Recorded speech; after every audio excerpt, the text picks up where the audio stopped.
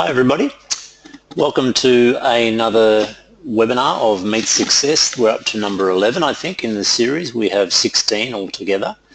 Our guest this evening is Kailash. So how are you going there, Kailash? Good. Terry, how are you? Yeah, good. And thanks for joining us. And we'll come back to Kailash in a moment and do a proper introduction. Before we get started, just a couple of housekeeping issues for those of you who haven't attended a webinar before. You'll notice that you have a control panel on your screen. Looks something like the one you can see there. If you want to type a question, simply type into the type question here and click send or press enter. We'll be taking questions all evening, so feel free to ask questions or make comments as well. I can just add your comments if you have something to add to the conversation. If the control panel takes up too much space on your monitor, simply click on the arrow in the orange box. You'll see that little icon at the top there, and your control panel will be reduced to a toolbar, which gives you more room to see.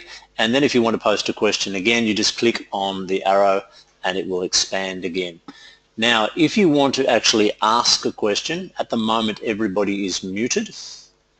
But if you want to ask a question, there's an icon with a hand.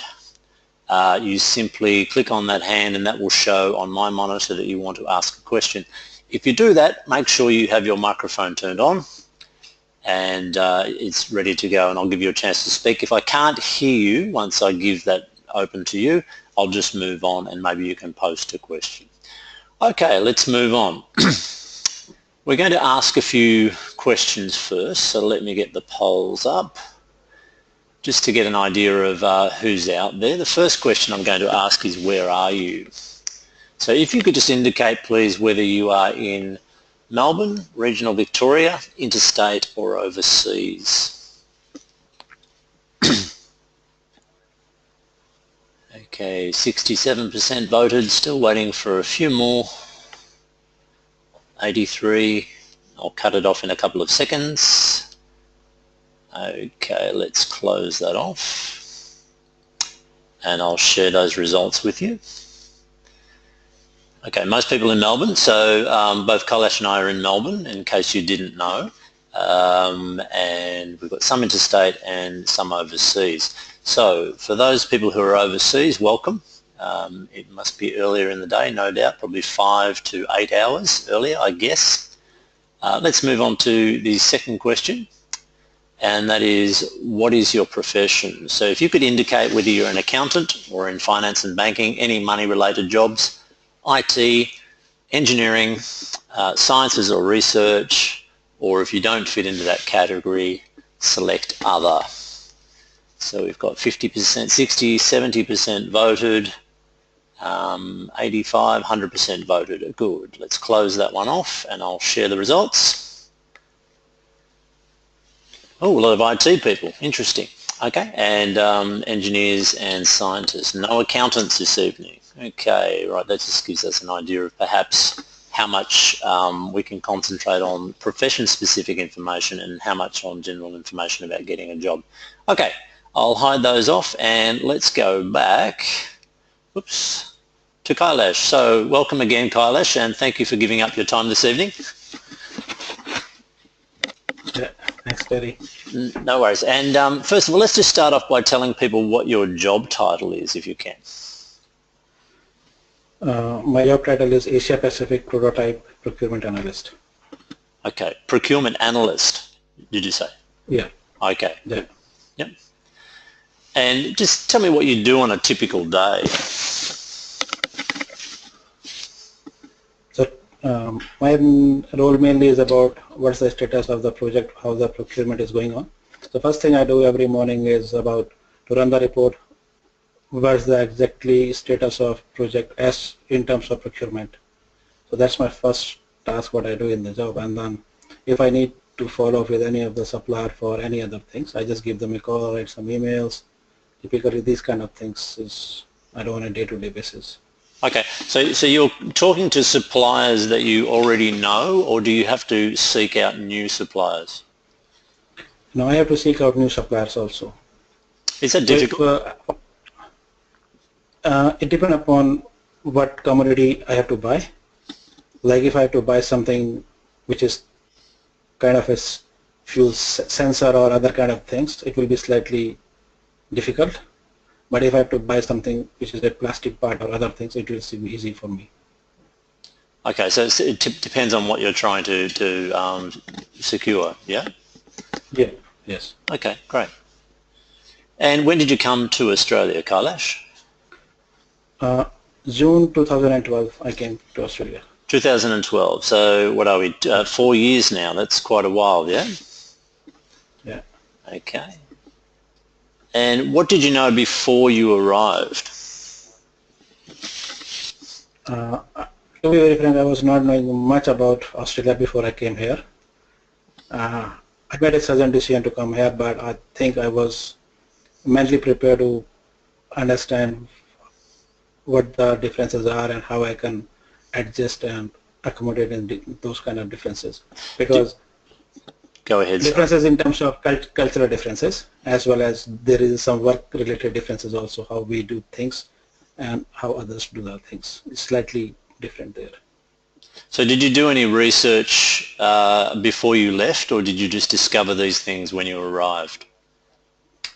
I did a little bit of research before also, but because my plan was quite sudden, it was not a plan that I was go to Australia in 2012.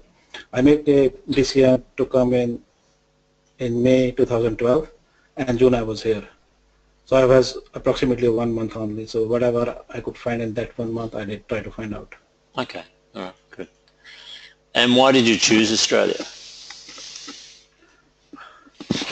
I think in 2012 that was one of the, I think mainly because of the standard of living and few other factors. The population is very less. We have plenty amount of resources as compared to many other countries. Mm-hmm. So those of you who are just coming in, arriving, we're talking to Kailash, who's a procurement analyst, and please feel free to post questions. Just type in the question box and click send, and they'll pop up and I'll be able to ask Kailash those questions.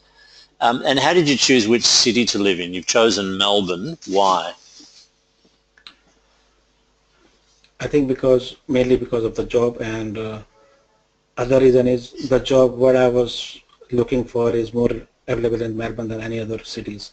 Sydney has more similar kind of job, but I think Sydney was quite populated and very humid, I guess. Okay. So you thought there were probably more opportunities in Melbourne for your profession, perhaps?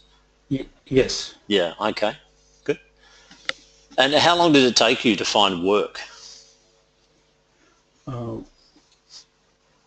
I started working in November 2012, so it took me approximately 5 months. 5 months, yeah, okay. Yeah. And how many interviews did you have before you landed your first job? Second, 2 interviews. 2 interviews, okay. Yes, yeah, so unsuccessful in one and then the second one. That's pretty good. That's excellent going, yeah. And what avenues to employment did you follow? Did you use recruiters? Did you apply directly for advertised jobs, send expressions of interest where there were no jobs advertised? How did you secure your job? I normally attend some seminars like, there are many seminars going for procurement and other things. So I met few people there and I discussed that's my condition is and I'm looking for a job. I shared my experience with them. So that's how I did it. So in short, I can say direct application. Yep. You also did a placement from memory, is that correct? An unpaid work placement? Yes. Yeah. And that is the one also because the guy I met is in a seminar and I sent him my resume and everything. Then he forwarded that resume and everything to the HR person, and luckily I think that HR she was knowing you, so that is another benefit. Yeah.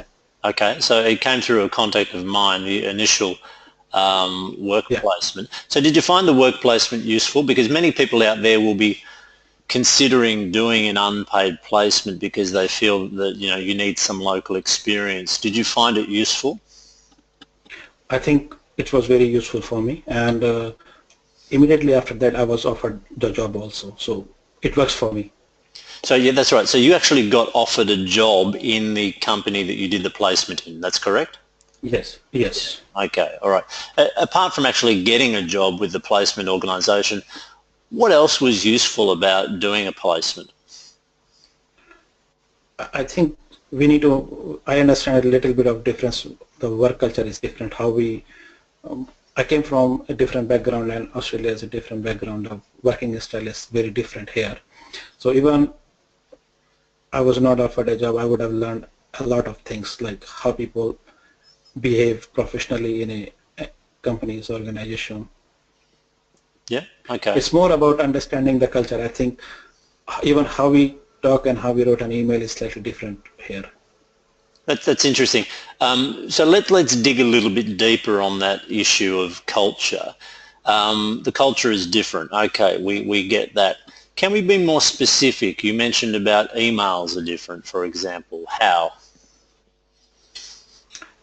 It means people always start with something like being a more polite and a more professional, like could you please do something like this rather than do it. It's a different way. And people are more, the society is individualistic society here, and many of us are come from a collectivist society. So that power distance is not very much in Australia, whereas back in my country there was a lot of power distance there. So you can easily go approach anyone. Like the one who hired me was our director of HR. And take it this way. She inquired about me to you during my placement work. So that means she was involved in my role also. So it's a very open atmosphere here, whereas in many cultures it's not acceptable that we can say that much openly. Okay. Yeah, we hear this a lot. That's interesting. You're expressing that. So it's probably a flatter hierarchy. There's not such a clear distinction of power between people in a workplace. Is that what you're saying? Yeah.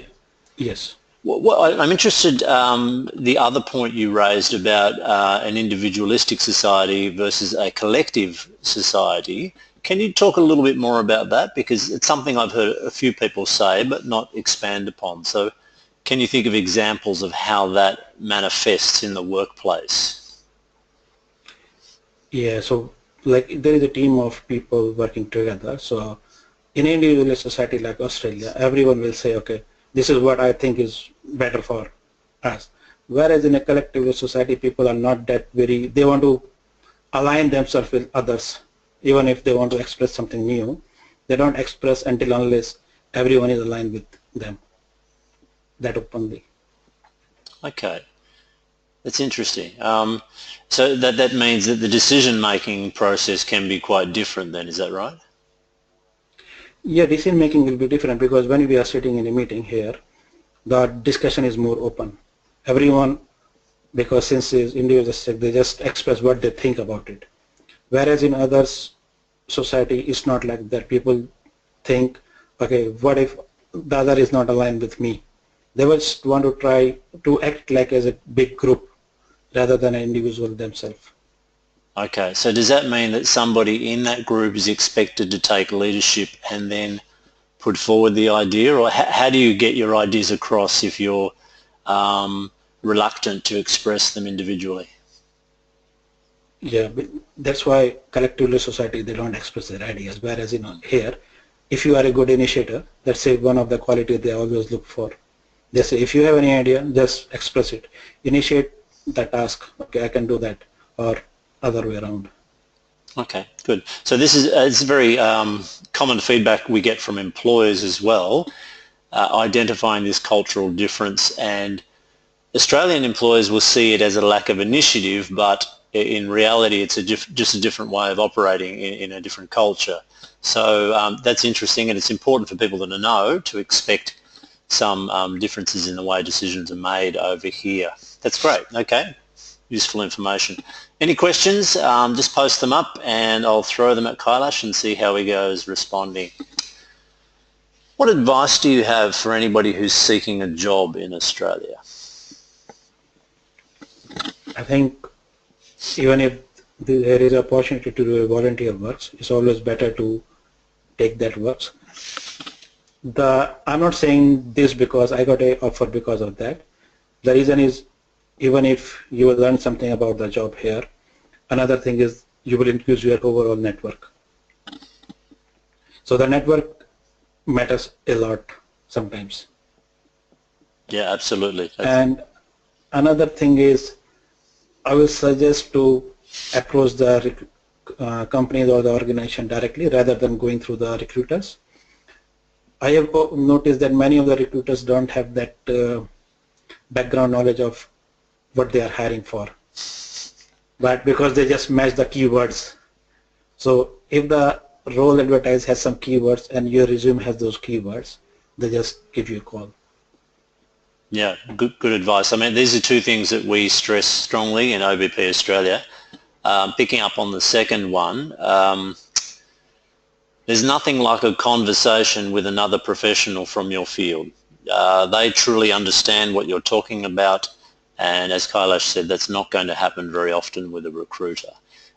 The voluntary work, or as we like to call it, unpaid placement, I think it's also important, if it can be, that this work is highly relevant to your profession. So, Kailash, the placement that you did was useful not only for being exposed to the culture, but it was fairly relevant to your experience. Is that right?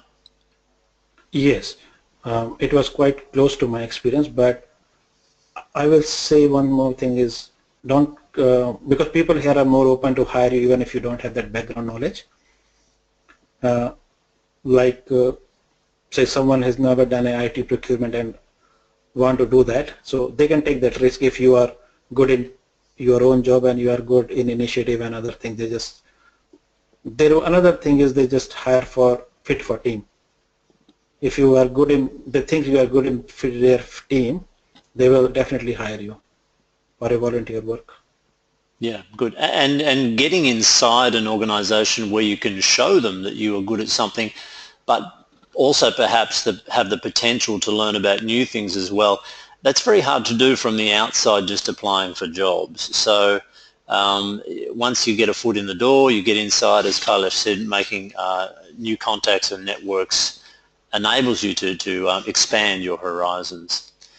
Did you have a survival job when you got here, Kailash? A lot of people need to do some paid work as well. Were you required to do that? Yeah, I did, but I did only for a month, I guess. I did a job. How did you find that? Was it useful, or is it just a bit annoying? No, I think it was okay, because one of that I was working as a customer service, Yep. So I need to constantly deal with someone, and many of the things I learned, that how people say few things. Yeah, so there is some value in doing a job outside your profession as well. That's right, as far as well as making ends meet as well. Thinking back to the first year, you've been here for 4 years, back to your first year, can you think of things that you learnt in your first year in Australia? It could be about culture, the industry, or the country in general. I think I learned first year about country in general. It's a little bit different when you look from outside. When you are living here, it's slightly different. So obviously country culture is always there, but I think I learned a little bit more about the country in general. Mm-hmm. Okay.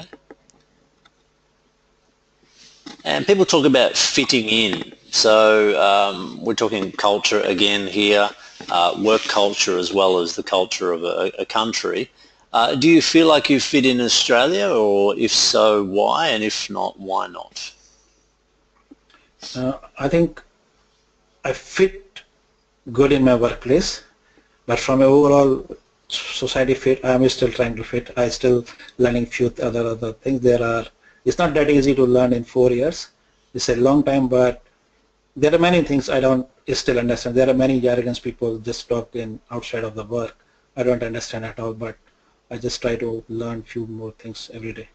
Okay, so is this a language thing, or are we talking about cultural things? No, cultural only, I guess, because language is English, so I think I can understand it fair enough. but there is something different kind of jargon, like they say something and you don't have any idea what this jargon means.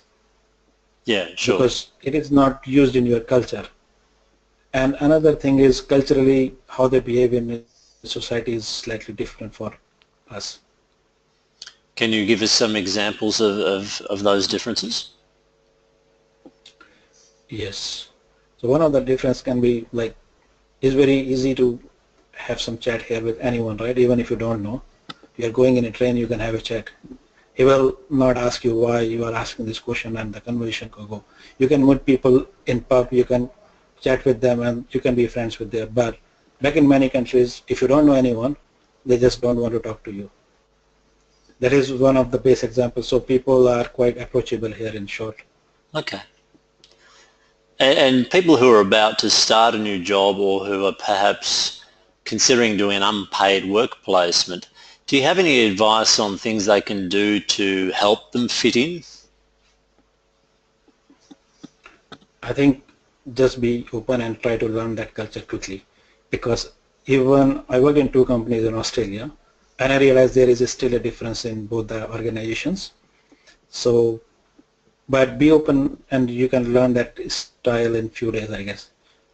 There will be a difference. So I can't give a general comment that if you learn this thing this way, it will help you. But what I'm about to say, trying to say is, you need to learn these things quickly in 2-3 days. You can understand how the people behave. That's interesting, you saying that the culture is not the same wherever you go in Australia in different workplaces. So often people have one job and they just attribute everything that's happened in that job to the Australian culture, when in actual fact it can be very, very different depending on your workplace. So that's a good point there, Kailash. What's been the most difficult aspect of immigration for you, do you think? I think because I was pretty settled back in my country and it's slightly difficult to start it from scratch here. So that was difficult for me, but I think somehow I survived. No, you've done very well.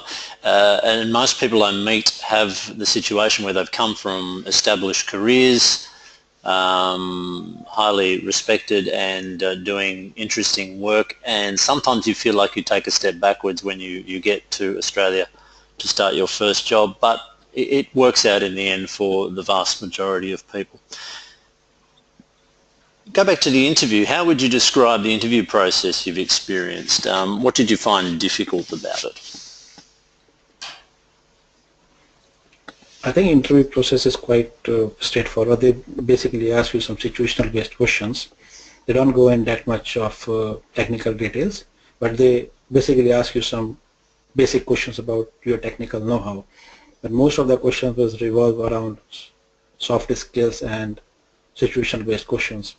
The reason I think is because the assumption is if you have base knowledge of what you are doing and you are good in other soft skills and other things, you can learn if any technical upgradation is required. Yeah, and I think also it's not that hard to assess somebody's competence and their depth of understanding of their subject matter and their job. What often happens if things don't go well after an appointment is made, it's because of the people skills and what happens at the interpersonal level more so than whether the person can actually do the job. So a little bit of time is invested into those things to try to dig down to find out who you are and how you're going to fit into the group. You've already talked a little bit about the Australian workplace culture, and we might move on from that a little bit. Anything about the management style or the formality in Australia? It depends upon the organization you are working, like I said before, because I work in 2 organizations totally different. The reason is this, because if you work in a Japanese company, they always try to have a Japanese culture. If you work in an American company, they have American culture. So the management style depends upon, again, the company. But in general, it's slightly more approachable and open here as compared to other countries. Yep. Okay. And what do your colleagues talk about at work, apart from work itself? I think it varies a lot. Particularly my workplace, it varies a lot. It can start from footy, cricket, football, anything. Okay, Politics so sometimes. politics, yeah? Yeah. So are you following the footy? Can you contribute to those conversations about the football? Not really, but at least I know all the names and maybe one, two player I know now. Do you have a team? Hawthorn. Oh, you picked the best team. How's that? So for those of you who don't know, Kailash is barracking for Hawthorn and they have won the last 3 premierships and look like they're about to win another one this year. So that was a good choice there. You've picked well. Okay, we've moved on. Let's go back one more previously. Now, your language is good. Did you have any issues with the Australian accent or vocabulary when you first arrived? And if so, what did you do about it? Yeah, I think I don't have that much difficulty understanding the people, but I think people have a lot of difficulty understanding me. It was other way around for me. The reason I think I speak a little bit fast and with a different accent, so it's very hard for people to understand it. And then I have some feedback like I should little bit slow down, so I try to accommodate it. Okay, so you think you've been able to slow down? I mean, you're talking to customers and clients and companies on the phone that you're purchasing things from. How do you find this? Is the telephone language difficult? For mine, again, it's difficult because my supplier are not only in Australia, they are everywhere. So they are in US, they are in China, they are in India, they are in Brazil. So it's slightly different for me, but yeah, in general, it's slightly different. If you talk to an Australian, even if you talk to someone who's born and brought up in Melbourne, and if you talk to someone who is born and brought up in some regional Victoria, you can see the difference. There is a lot of difference between them also, how they speak, how they behave. That's interesting. So your depth of understanding of the language must be fairly strong if you can identify differences in regional language, which it's there, definitely there. So that's great that you've been able to identify that. For those people who do have an issue with being difficult to understand, Kailash's advice of slowing down is the easiest thing you can do. What's difficult sometimes is that when you're talking about a topic with which you're very familiar, people tend to speak very quickly. And generally, people from India, because their English is so good, can speak twice as fast because they have such a big vocabulary and they've been speaking the language for a long time. Whereas some other people from other countries may speak more slowly because they don't have the vocabulary perhaps or the grasp of the language and can be easier to understand. So if you are experiencing problems with that, we can work on that. We have a special method here which looks at your first language and how that influences your pronunciation in English and also being able to understand Australian accents as well. So if you're interested in that, check out the website. We have methods for overcoming that. Some people choose to adopt an English name. You haven't. How do you feel about that? I never thought about changing my name actually. Most of the people have a nickname in my country as something close to an English name. I never used it anyhow. But I think I never faced any difficulty because of my name, I guess. It's a relatively easy name to pronounce, I would say, compared to some, even though it might not be familiar to many people. It's not a difficult one. Do you ever get an abbreviation? Do people call you Kai, for example, or not? Yes. They do. They do. Okay. I think it's again a cultural thing. I have seen many people having a 4-word or 5-word name, and they just reduce their name to 2. So yeah. Yeah, look, that's definitely recommended for your application documents, your resume and so on. It's conventional in Australia just to have 2 names. I have 3 names, but I never use the middle name. So we do suggest you use 2 names only, and many people try to shorten their first name if they're okay with that. Okay, let's move on. What do you like most about Australia? You've been here for 4 years now, not just about your work necessarily, but life in general. I think it's a big country and there are many things I can visit. So I love traveling, so I just go here and there whenever I get a chance. Where have you been that's interesting? From people's point of view, I would say people are quite approachable. So you can approach anyone.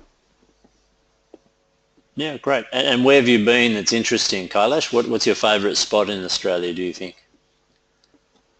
Wollongong, I guess. Wollongong? Yeah. Okay, that's interesting. What's special about Wollongong? I think the beaches are quite beautiful there. Okay. And then you can do the gliding also. Ah, have you done the gliding? Yeah. Oh, you're a bit of a thrill seeker, eh? No, but I think I was there, so I thought, okay, let's try it. Excellent.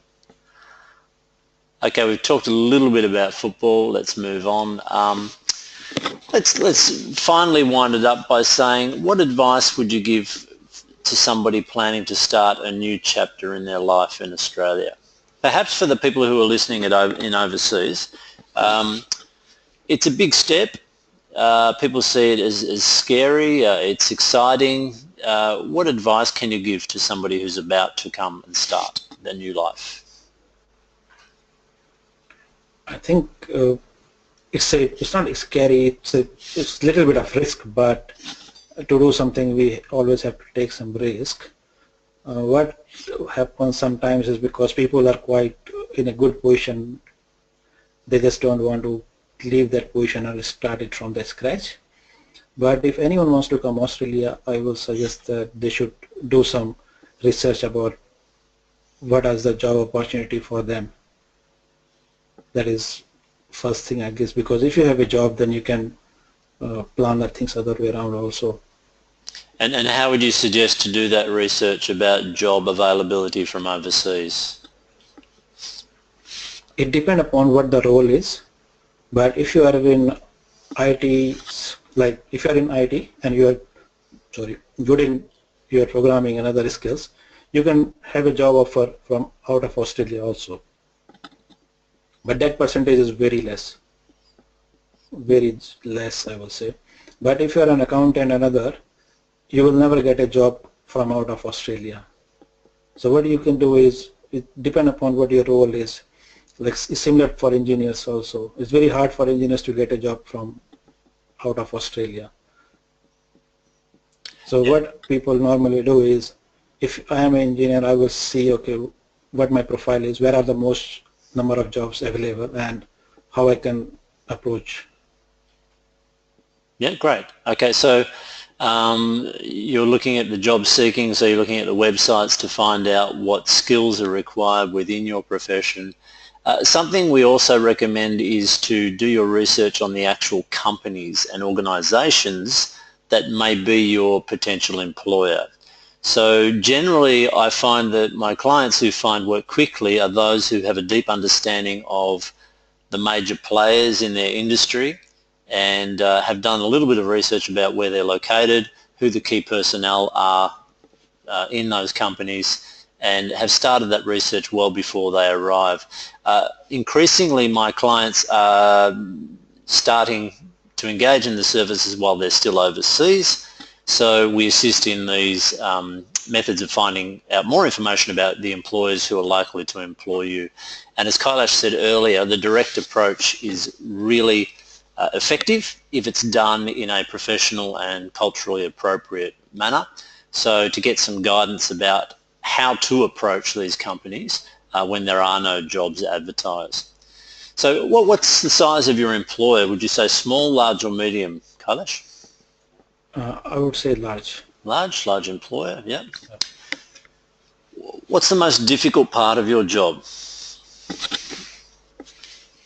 I think to manage a different suppliers of having a different background. That's one of the difficult tasks. Like I said, when you many say of my background, what are suppliers we are talking about there? my cultural background. Like Okay. I have a supplier in China, I have a supplier in US, so that they behave differently.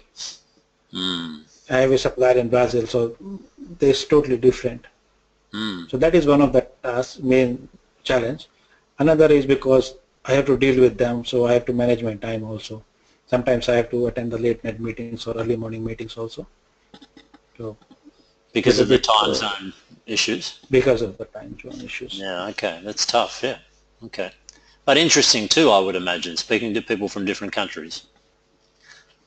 Yeah, that's interesting. So I learn a lot from many people, particularly from Japanese and Thai people. I guess I learn a lot from them. Few things. Okay, good. We've already talked a little bit about that. What are the essential skills for a procurement analyst, and do you see them as changing in the future, and how do you keep up to date with your skills? Skills again depend upon what commodity and what are the things how you are buying is. If you are working in a government sector, the skill set will be slightly different. If you are working in IT firms, it's slightly different. If you are working in food manufacturing, it's slightly different. But the base remains same, like how you should approach the market, how you should ensure that US specification is the latest, and other thing. What changes over the time is the software and other kind of things, which I think just can be upgraded. You can just have some training and should be fine. What software do you use in your job? Oracle. Okay, so do you get specific targeted Oracle training, or are you just expected to pick this up as you go? No, the base is Oracle, but every organization has a different requirement. Like I was using Oracle back in India also. I used in both the companies I worked in Australia, but all the three organizations has a different setup. So it's kind of a customized setup based upon the customer need. Yep, okay. And if there is any training involved, do you do that in-house, or do you go away to do training, or is it not done in your profession? No, training is required. So it depends upon training. We have some external courses also and some internal also. Okay. So sometimes the trainer will come to our office and just give a training. Mm-hmm. Sometimes we go out of. Okay. That's it. And have you got any plans for the future? Do you like your current role? Do you see yourself changing at all? What's the long-term plan for Kailash? I think I'm the same. I'm slightly still behind what I left in India. Right. So I think I will reach that level and in the next 1-2 years. Yeah, okay. And what about your industry and the economy? Is it growing, shrinking, changing? So I think Australian economy is quite stable. It's growing, but it's not that pace. And as far as my industry is concerned, because from Australian point of view, I'm not that's not only working for Australia. Like my designation itself is Asia Pacific, so I'm working for the whole of Asia Pacific. So it's a growing region. That gives you a bit of diversity and good for movement in the future, I would have thought too, yes? Yeah. Yes. Yeah. Okay, great. And what do you wear at work? Is it formal? Do you wear a tie, a suit? What's the attire? No, I just wear formals. So normally I don't wear suit and tie unless I have some special meetings. Just normal trouser and shirts. Does anyone wear a suit and tie at your work? I mean, senior management, or are they fairly casual as well? No, senior management always in tie and suit. Right, okay. Yeah, they are always in tie and suit. Mm-hmm.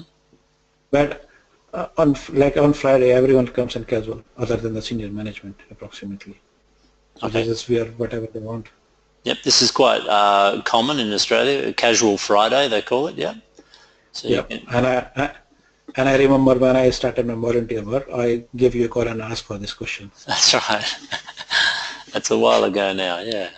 Yeah. Okay. What about for the interview? Would you wear a suit and tie for the interview? Yes. Yeah. Okay. It's interesting. People tend to dress a little bit more formally for the interview situation. Yeah. It depend upon my role is to interact with the suppliers also.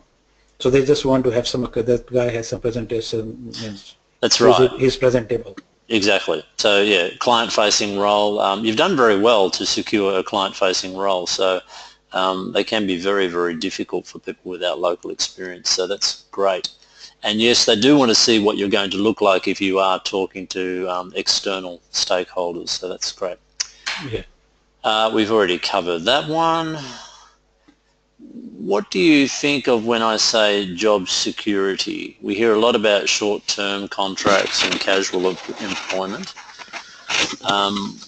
What would you advise somebody who is looking for work and the type of contract they're receiving? I think many of the jobs here are contract basis. The reason is because I think the rules are, it like if you have a job, then you just can't say don't come from tomorrow. If he's your employee, a permanent employee. Whereas in contract and casual, you can say that. But what many of the companies do nowadays is they just hire someone for contract, let's say for 6 months or 1 year, and they just keep running it on a regular basis. Yeah. Okay. Another thing is because they just don't want to hire someone who don't have any, they don't know him actually. So what sometimes they do, they will just hire you for a short period of time. They will judge you, they will observe you, and then they can offer you a permanent role. Hmm. And in actual fact, there nothing is really permanent, is it? I mean, No, any company can terminate your employment, but it's ongoing. Nevertheless, there's no end date for the contract. Yeah. yeah, yes. Yeah. Okay. Do you belong to a professional body? So, Engineers Australia, are you a member? Yeah, I'm a member of Engineers Australia and SIPS. Good. Okay. So given that you have a job and you're a member, how do you utilise these professional bodies? Are they useful or are they just something that you do because you have to? No, I think because they're constantly doing some seminars also. So like Engineers Australia is in Collingwood, so they have some regular seminars. So when you go there, you have some more networking again, and you understand what the topic is. You can choose the topic whatever you want. So they have the seminars goes constantly. It's a regular kind of seminar for a different topics, but you choose what you think is relevant to your job. Yeah, Engineers Australia is probably one of the more active professional bodies. Yeah, good value in being a member there. You've already talked a little bit about that, and before they can arrive, we might just wind up now. So we're going to finish shortly. If anybody has any questions they want to ask Kailash before we finish off, they can do that now. In the meantime, next week we have a break. We're not having a Meet Success webinar next Thursday. On Saturday night this week, I'm interviewing Miller. We're a singer who is a migration agent, so many of you will have received that. If people are looking to find answers about immigration and visa classification, then they can attend on Saturday night. Yeah, so that's pretty much as it goes. Ikram has just asked, what is the industry you're in? So we would broadly say automotive. Is that automotive procurement, do you think, Kailash? Yeah. Yes, Terry. Yeah, okay. So that's a question from Ikram. So if anybody else has anything else coming through, we'll take that now. Otherwise, we'll finish up, and in 2 weeks' time we're going to be talking to Bobbin, who is a business analyst, and he's also working here in Melbourne.